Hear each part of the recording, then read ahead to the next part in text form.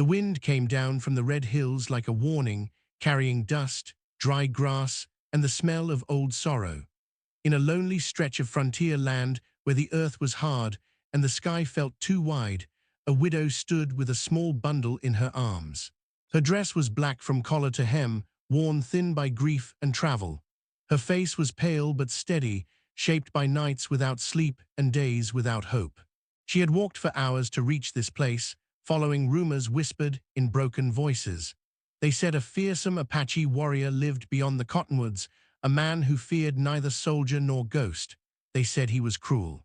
They said he was just. They said many things. The widow only knew she had no one else to ask.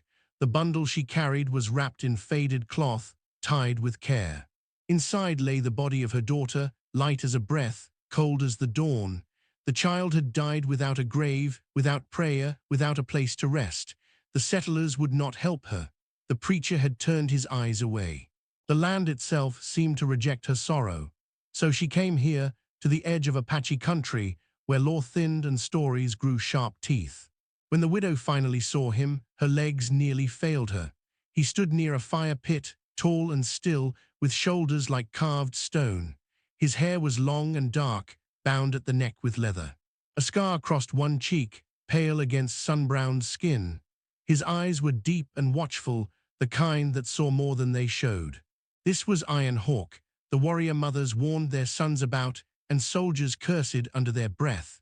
He had survived raids, wars, and betrayals that would have broken other men. He had buried his own people under moonless skies. The widow stepped forward, her boots sinking into the sand. Her voice shook, but she did not stop. She lowered herself to her knees before him, holding the bundle out like an offering. "Bury my daughter," she said. The words were plain, stripped of pride. "I have no land left to claim her. No earth that will take her." Iron Hawk did not move. The fire crackled. A hawk circled high above, crying once before drifting away. The warrior looked at the bundle, then at the woman. He had seen many kinds of fear, but this was not fear. This was the quiet courage of someone who had lost everything and still stood upright. "You cross forbidden ground," he said at last. His voice was low, like distant thunder. "Many would kill you for less." "I know," the widow replied, "but my child deserves rest." The land around them seemed to hold its breath. This was a time when blood answered blood, when old wounds ruled new days. An Apache warrior was not expected to help a settler widow. Mercy was not part of the stories told in forts or camps. Iron Hawk was known for his strength, not his kindness. He was said to leave no enemy standing, to show no softness. What the widow asked went against everything the world believed about him. He stepped closer. The widow flinched but did not pull back. He reached out and touched the cloth around the bundle, not roughly, but with a strange care. His fingers paused, as if he felt something beneath the fabric that others could not. "What is her name?" he asked. "Dawn Willow," the widow said. Her voice cracked when she spoke it. "She loved the mornings." Iron Hawk straightened. Something shifted in his eyes, a shadow of memory. Long ago, before the wars burned so hot, he had known a girl who greeted the sunrise with laughter. That world was gone now, scattered like ash. He turned away without another word. For a moment, the widow thought he was leaving, abandoning her to the mercy of the land. Her heart sank, heavy as stone. Then he called out, sharp and commanding. "Follow." He led her deeper into the valley, past ancient rocks marked with faded symbols, toward a grove of cottonwoods fed by a hidden stream. The ground there was soft, dark with life. It was a place the Apache used only for their honored dead. The widow hesitated, knowing she was not meant to walk there, but Iron Hawk did not slow. He took a digging tool from a nearby shelter and began to work the earth himself. Each movement was steady, deliberate. The widow watched, confusion mixing with awe. Warriors did not dig grave. That task belonged to family, to ceremony. Yet Iron Hawk labored in silence, sweat darkening his skin, as if driven by a vow only he understood. When the grave was ready, he gestured for the widow to come closer. She knelt and placed the bundle inside, tears finally breaking free. She whispered words only a mother could say, promises that crossed the line between this world and the next. Iron Hawk listened, head bowed, But when the widow reached for the earth to close the grave, he stopped her. "No," he said firmly. "This is not all." From his shelter, he brought out a small carved figure shaped like a bird with wings spread wide. It was old, polished by years of handling. He placed it gently beside the child. "This guards the spirits," he said. "It is not given lightly." The widow stared at him, stunned. Such an object was sacred, passed through generations. To give it to an outsider was unthinkable. "Why?" she asked, barely able to speak. Iron Hawk met her gaze. "Because some deaths are not meant to deepen hatred." He covered the grave himself, pressing the earth flat, marking it with stones arranged in an ancient pattern. When he finished, he stood back, chest rising with a long breath. The act alone would have been enough to shake the stories told about him. But what he did next would change everything. From the edge of the grove, voices rose. Armed men appeared, settlers and scouts drawn by rumor and fear. They had followed the widow, believing her foolish or dangerous. Seeing Iron Hawk, they lifted their rifles, anger flashing across their faces. The widow froze. She knew this moment could end in blood. She turned to Iron Hawk, expecting him to prepare for battle. Instead, he stepped forward, placing himself between the guns and the grave. "This ground is protected," he said. "Leave." The men laughed harshly, fingers tightening on triggers. One shouted that no Apache would tell them where to walk. Iron Hawk did not reach for a weapon. He spread his arms slightly, a silent challenge. The wind rose again, stirring the cottonwood leaves, and for a heartbeat, the world balanced on the edge of violence. The widow realized then that burying her daughter was only the beginning. Whatever Iron Hawk had chosen to do would set forces in motion that could not be stopped. Alliances would be tested. Old hatreds would wake. And the fate of more than one life now rested on a warrior who had just done the unimaginable. The first gun began to lift, and Iron Hawk's eyes hardened, ready for whatever came next. The rifle stopped halfway to the man's shoulder, not because of fear, but because something in Iron Hawk's stance unsettled even the boldest heart. He stood unmoving, feet planted like roots, eyes calm but unyielding. The settlers shifted, uneasy. They had come expecting rage, not restraint. Violence they understood. Silence made them doubt. The widow stepped closer to Iron Hawk without thinking, her body choosing him as shelter. She knew how strange that looked, a frontier woman standing behind an Apache warrior, but the world had already broken its rules for her. She clutched her shawl tight, her eyes fixed on the men who had followed her grief like hunters scenting weakness. The one who seemed to lead them was a broad man with a sunburned face and a hard jaw. His name was Stone Keller, a former scout who believed the land only respected force. He spat into the dirt and sneered. "That child was white," he said. "She belongs in our ground, not yours." Iron Hawk did not raise his voice. "The ground belongs to the dead," he replied, "not to flags or rifles." A murmur passed through the men. Some lowered their guns slightly, confused by his words. Others tightened their grip, anger sharpening their breath. Stone Keller took a step forward. "You think one grave makes you judge over us," he said. "We know your kind. You burn farms. You take lives." Iron Hawk's eyes flicked briefly to the widow, then back to the men. "You know stories," he said, "not truth." The widow felt the weight of those words. Stories had chased her across the plains. Stories had decided who would help her and who would turn away. She wanted to speak, to tell them Iron Hawk had shown more mercy than any of their own, but fear closed her throat. This was a world where a woman's voice carried little weight against men with guns. From the cottonwoods came a low sound, almost like a drumbeat. The widow turned, startled, but saw nothing. Iron Hawk noticed it too. His jaw tightened, not with fear, but with concern. This land was watched. Every sound had meaning. Long before this moment, Iron Hawk had learned the cost of mercy. As a young warrior, he had spared an enemy who begged for life. That man later returned with soldiers, guiding them through a hidden pass. The attack that followed took Iron Hawk's father, his brother, and half his band. Since then, Iron Hawk had worn his name like armor, sharp and heavy, yet the child's grave had cracked something old inside him. Stone Keller raised his hand, signaling his men to spread out. The widow saw it and felt her chest tighten. This was not just about a grave anymore, it was about who ruled this stretch of land, whose law would stand.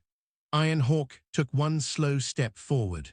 "Leave now," he said again, "or you will carry this moment with you for the rest of your days." The threat was quiet, but it cut deep. Keller hesitated. He had faced warriors before, but there was something different here.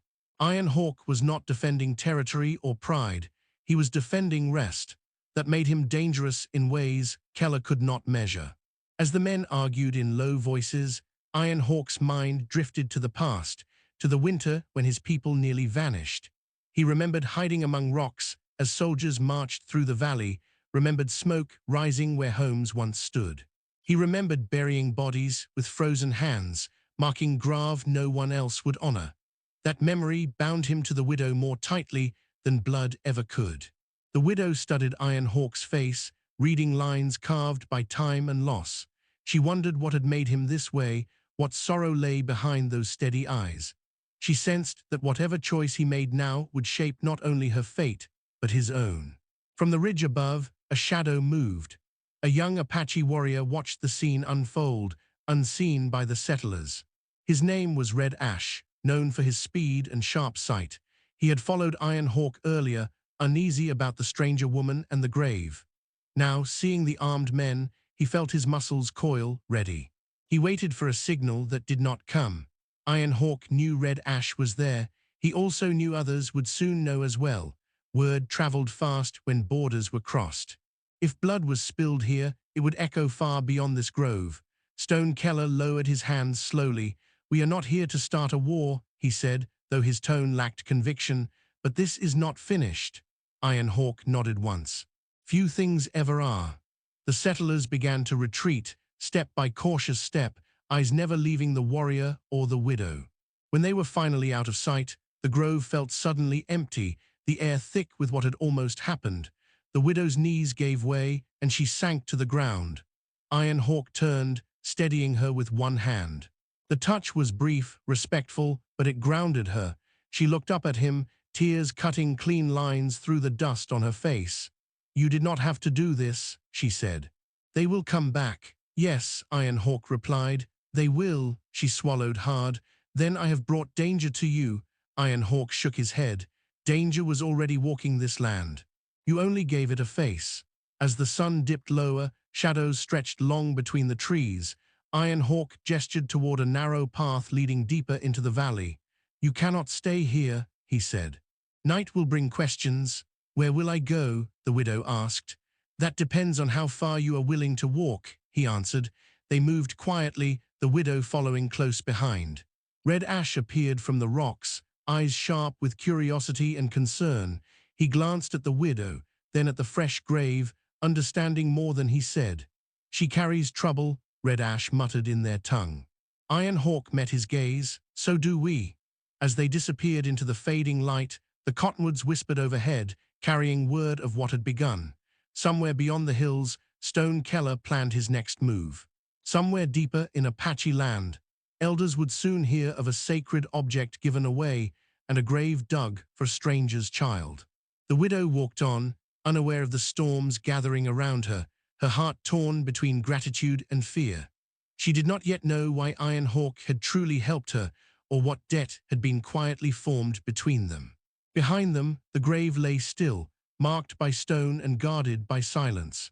But the piece Iron Hawk had carved into the earth was fragile, and the land remembered everything. Night settled over the valley like a heavy blanket, quiet but watchful. The widow followed Iron Hawk along a narrow trail where moonlight barely touched the ground. Every sound felt louder in the dark. An owl's call made her flinch. Dry twigs snapped underfoot like warnings.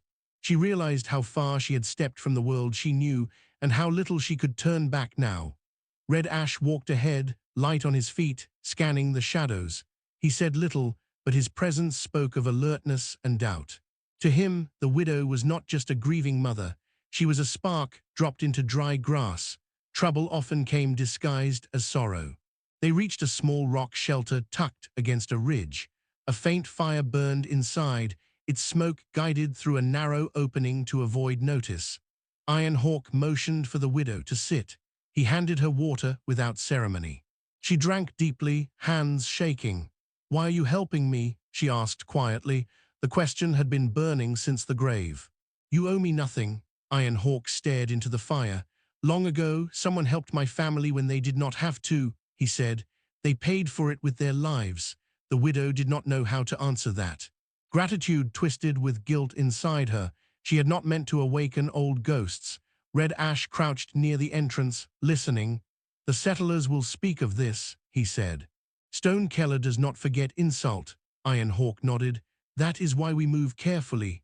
Far from the shelter, under a sky bright with stars, Stone Keller sat with his men near their campfire.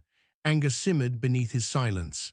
He replayed the image of the widow standing behind Iron Hawk, the Apache shielding her like kin. It unsettled him more than open defiance would have. "This is how it starts," Keller said to a younger man named Flint Crow, whose eyes still held uncertainty. "They blur lines. They make us doubt what side we stand on." Flint Crow hesitated. "The woman lost her child," he said. "Maybe she just wanted peace." Keller's stare hardened. "Peace is a story told by those who win," he replied. "If we let this stand, others will follow. Grave become claims, claims become wars." Back in the valley, the widow lay awake, staring at stone and shadow. She thought of Dawn Willow, of small hands reaching for morning light. She wondered if she had done right by bringing her child here. She wondered what Iron Hawk saw when he looked at her. A burden, a reminder, or something else. Iron Hawk sat apart, sharpening a blade slowly, rhythm steady.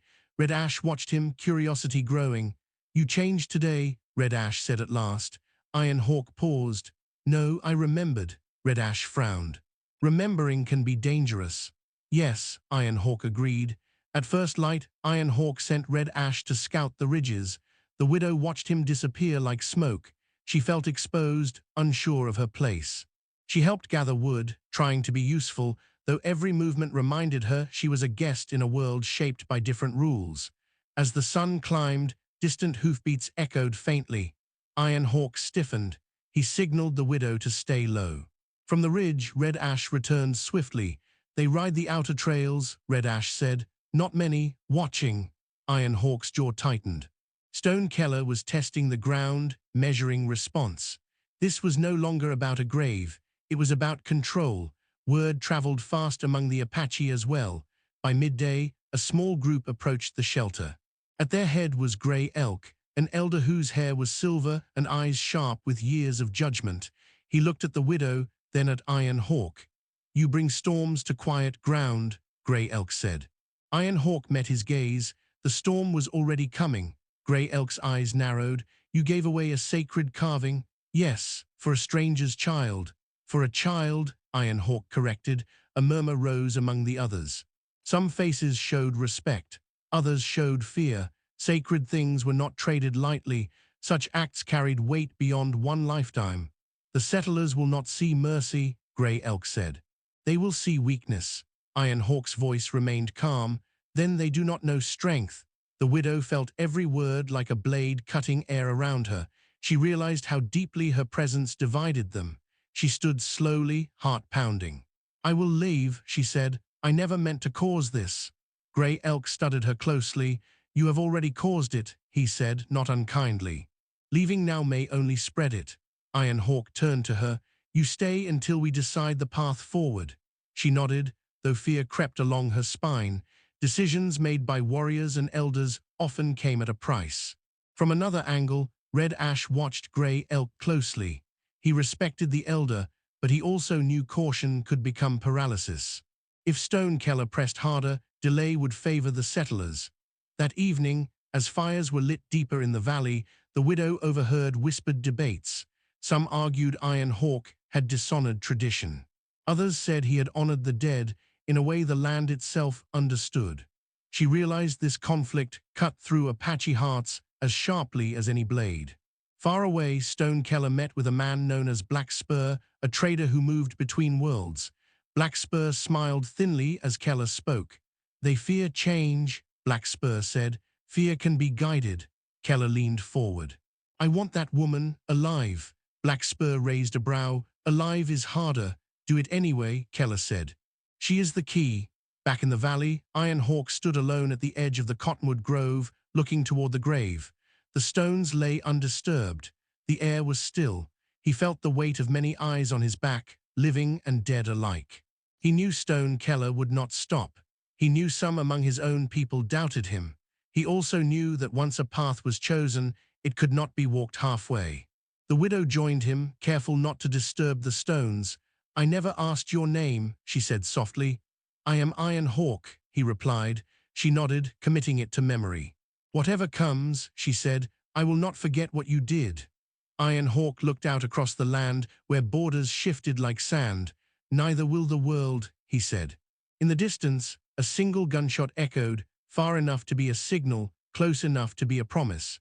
The valley held its breath once more, as lines were drawn not on maps, but in hearts that refused to stay silent. The valley changed its mood as the days passed. What once felt like shelter now felt like a held breath that might break at any moment. Smoke from distant fires curled into the sky, signs that more people were gathering, watching, waiting. The widow felt it in her bones.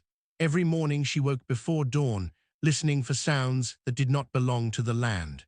Iron Hawk moved through these days with quiet purpose. He spoke little, but when he did, others listened. Warriors came and went, bringing news from the ridges and river crossings. Settlers were building a camp to the east. Stone Keller was there, restless, gathering men who feared losing ground more than they feared bloodshed. Black Spur had been seen riding between camps, his smile as thin as ever. Grey Elk called councils at dusk, his voice steady but heavy with caution. The people argued in low tones. Some wanted Iron Hawk to send the widow away, believing her presence drew danger like a storm cloud. Others believed turning her out would shame them before the spirits. The widow sat apart, mending torn cloth, pretending not to hear her fate weighed like grain. Red Ash watched her closely. He had expected fear or bitterness, but what he saw was endurance. She rose each day, helped where she could, spoke with respect, and never complained. It unsettled him. Trouble usually screamed. This woman carried it in silence. One afternoon, as the sun dipped low, Red Ash returned from scouting with urgency in his eyes. "They move closer," he told Iron Hawk. "Not just watching now, testing paths." Iron Hawk nodded. Stone Keller grows impatient. That night, Iron Hawk walked alone to the cottonwood grove. He knelt by the grave, pressing his palm to the earth. The widow followed at a distance, stopping when he raised a hand. She watched him bow his head, saw his shoulders tighten as if carrying a weight unseen. "I did not expect this," he said quietly, not turning. "But once begun, it must be carried through." The widow stepped closer. "If leaving would protect your people, I would go." Iron Hawk looked at her then. "Running would not protect anyone," he said. "It would only teach fear to follow you." She felt the truth of it, sharp and steady. Her grief had already changed shape. It no longer pulled her inward. It pushed her to stand. The next morning, Grey Elk summoned Iron Hawk before sunrise. The elder's eyes were clouded with concern. "The settlers demand the woman," he said. "They claim she crossed lines and must answer for it." Iron Hawk's expression did not change. "She answers to no one who did not bury the dead." Grey Elk stuttered him. "If blood is spilled, it will not end cleanly." Iron Hawk inclined his head. "It never does." Word of the demand spread quickly. The valley stirred. Warriors sharpened blades, not for attack, but for readiness. Mothers pulled children close.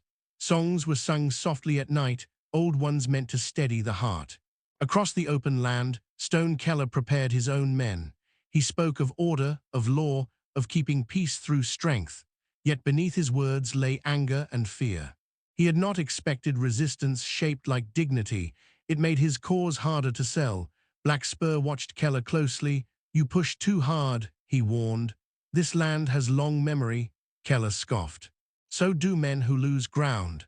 Between these forces stood the widow, feeling both seen and unseen.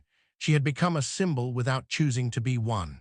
At night she dreamed of Dawn Willow running through tall grass, laughing, untouched by borders or fear. She woke with tears, then wiped them away. She would not be the reason more graves were dug. One evening, as the sky burned red, Iron Hawk called Red Ash and a few trusted warriors aside. He spoke low, his words measured. Plans were not shared lightly. Whatever he intended, it was meant to end something without breaking everything. Red Ash listened, eyes widening slightly. "It is risky," he said. "Yes," Iron Hawk replied. "But risk is already here." The widow sensed a shift she could not name. Iron Hawk spent more time away, walking the edges of the valley, meeting quietly with elders and messengers. Grey Elk watched him with a mixture of worry and respect. Old paths were being bent. On the fourth night, hoofbeats approached openly. A small group of settlers rode into view under a white cloth tied to a branch. Stone Keller was among them. He dismounted slowly, hands visible, eyes sharp. Iron Hawk stepped forward to meet him, unarmed. The valley seemed to lean inward. "We come to talk," Keller said. "Talk is lighter than threats," Iron Hawk replied. "You should have come sooner." Keller glanced toward the shelter where the widow stood half hidden. "This ends with her," he said. "Hand her over, and there will be no need for more men to die." Iron Hawk's gaze did not waver. "You speak of death as if it belongs only to one side." Keller's jaw tightened. "You protect her like kin," Iron Hawk answered simply. "I protect what is right." The talk ended without agreement, but something else passed between them. Keller saw resolve that could not be broken easily. Iron Hawk saw fear dressed as authority. As the settlers rode away, the widow felt the valley tighten again. Red Ash whispered, "They will return before dawn." Iron Hawk nodded. Yes, that night the people gathered. Fires burned low. Grey Elk spoke of endurance, of choosing how history would remember this moment. The widow was brought forward. She stood before them, hands steady. "I did not come to claim land," she said. "I came to lay my child to rest. Whatever happens, know that your mercy reached farther than you may ever see." Silence followed, deep and heavy. Then Grey Elk inclined his head to her. Others followed. As dawn neared, clouds gathered, heavy with promise of rain. Iron Hawk stood at the ridge, looking toward the east. Red Ash joined him. "Whatever comes," Red Ash said, "the valley will remember." Iron Hawk watched the horizon brighten. "So will the spirits." Below them, the widow held the carved bird Iron Hawk had given, pressing it to her chest. She felt fear, yes, but also a strange calm. The path ahead was hidden, but it no longer felt empty. In the distance, shapes moved through the mist. Voices carried faintly on the wind. The moment everyone had been waiting for drew close, tight as a drawn bow, promising release or ruin. The valley held steady, balanced on the edge of what would come next. The mist lifted slowly as the first light spread across the valley.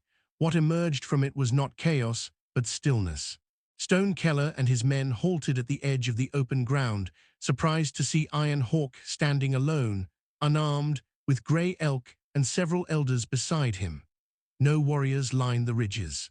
No arrows waited in shadow, only people standing in plain sight as if daring the day to judge them. Stone Keller dismounted, his boots sinking into damp earth. He had come ready for resistance, not resolve. His eyes searched for signs of a trap and found none. The absence of fear unsettled him more than any show of force. Iron Hawk spoke first.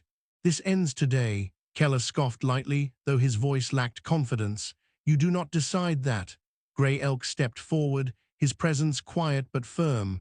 "Enough eyes have seen this valley soaked in grief," he said. "We choose a different path." The widow stepped into view then, holding the carved bird against her chest. She did not hide, she did not bow.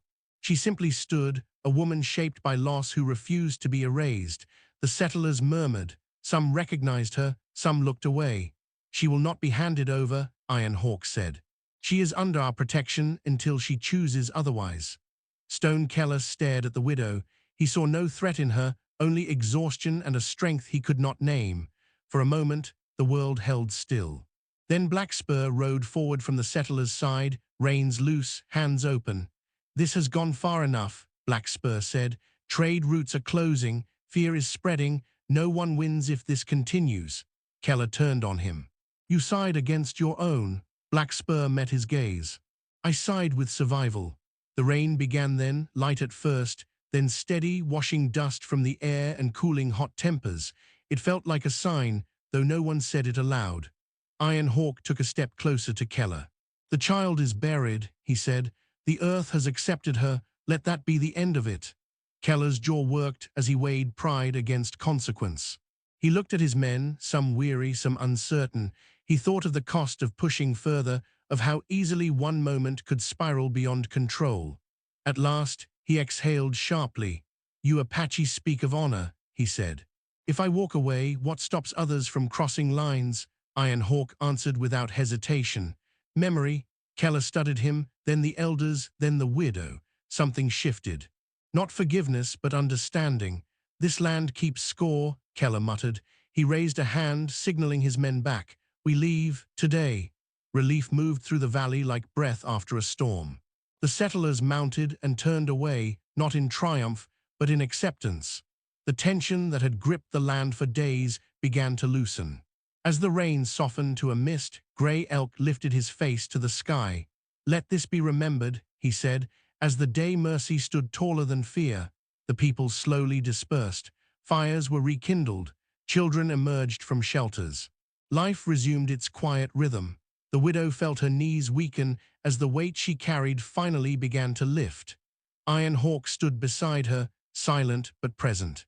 "You are free to go," he said gently. She looked at him, then at the valley that had held her grief and given it shape. "I will go," she said, "but I will not forget." Before she left, the people gathered once more at the cottonwood grove. Grey Elk spoke words of blessing. Red Ash placed fresh flowers on the grave. Iron Hawk stood back, allowing the moment to belong to the widow. She knelt, pressing her palm to the earth. "You are not alone," she whispered. The carved bird rested atop the stones, wings open to the sky. When she rose, her face was calm. Grief still lived there, but it no longer ruled her. She turned to Iron Hawk. "You did more than bury my daughter," she said. "You gave her peace." Iron Hawk inclined his head. "Peace is never owned," he replied. "It is only passed along." Red Ash walked with her to the edge of the valley. "You changed things," he said, not accusing, not praising, simply stating truth. She smiled faintly. "So did you." The widow left at dawn the next day, following a path that felt lighter beneath her feet. She did not know where she would settle, only that she would carry this story forward, not as a tale of fear, but of courage. In the days that followed, word spread. Settlers spoke of an Apache warrior who chose mercy. Apaches spoke of a woman whose grief reminded them of their own. Trade resumed cautiously. Boundaries softened, not erased, but respected. Iron Hawk returned to his duties, though something in him had shifted. He visited the grove often, not out of sorrow, but remembrance. The act that once seemed unimaginable had become a turning point. He was still feared by some, but now also trusted by others. His name carried a new weight. Grey Elk watched these changes with quiet satisfaction. "The strongest roots," he told the children, "grow where the earth has been broken." As seasons passed, the cottonwoods grew taller, their leaves whispering stories to the wind. Dawn Willow's grave remained tended, not as a marker of loss, but as a promise kept. And in that valley, where hatred once waited to bloom, a different legacy took hold. One shaped by restraint, by shared humanity, and by the courage to do what the world least expects. Long after the widow was gone, travelers would speak of that place. They would say the land felt different there, quieter, kinder. As if it remembered the day a warrior chose compassion and a mother found peace.